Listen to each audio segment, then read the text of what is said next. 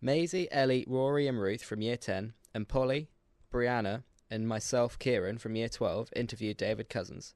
David was keen to talk about his memories from Lyme Regis Boys Club, the landslip that happened in the 1960s, his love for the town cinema, and his thoughts and feelings about our very own Woodruff School. As a journalist, David has covered many stories about Lyme Regis, but as a young reporter he recalls how the landslip of 1962 was a huge story for him at the time.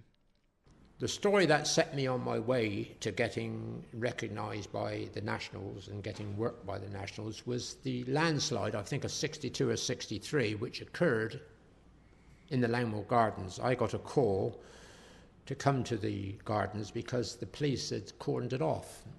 And I came at 5:45 and I stood there and I watched. David, so you told us about the landslide, and we thought it would be a nice idea to get out of the school and come down here and, experience it firsthand. Well, it's quite a windy day here. It's quite gloomy, grey skies. It's just one of those summer days. It would be probably quite similar to the day of the landslide.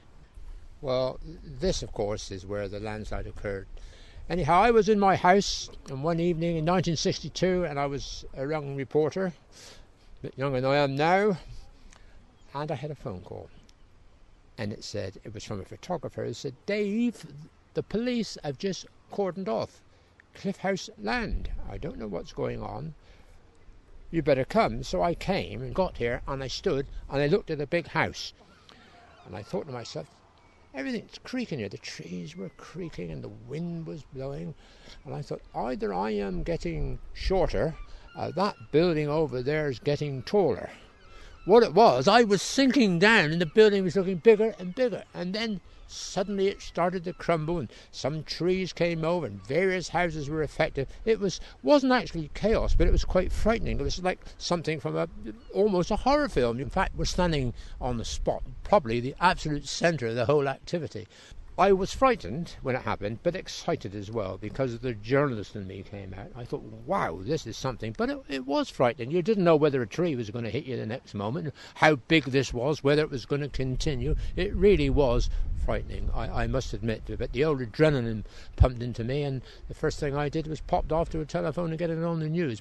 The repercussions were far greater than you think, because apart from this area going, of course, all the mud slipped down to the Marine Parade just above the sea there, and one wondered what was going to happen next.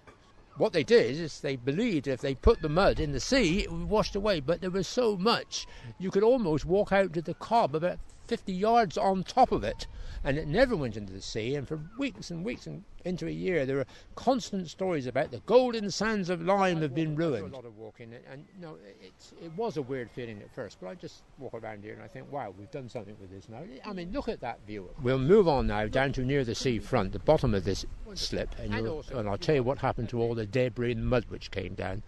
You won't believe it when I tell you. I mean, the day after the Lyme Regis landslide, the town was like a film set. BBC cameras were here. You were seeing people being interviewed all over the town. It's quite interesting. Was it a big event then, nationally? Oh, it was a national event. It was a major event. We are now on the Marine Parade at Lyme Regis, which is the area just beneath the landslide. Now, they had all this mud on the parade, blocking the parade, and the problem was, how are we going to get rid of it? And some of the councillors, in their wisdom, felt, well, put it on the beach to see you get rid of that. But of course, it didn't, and it was there for months and months.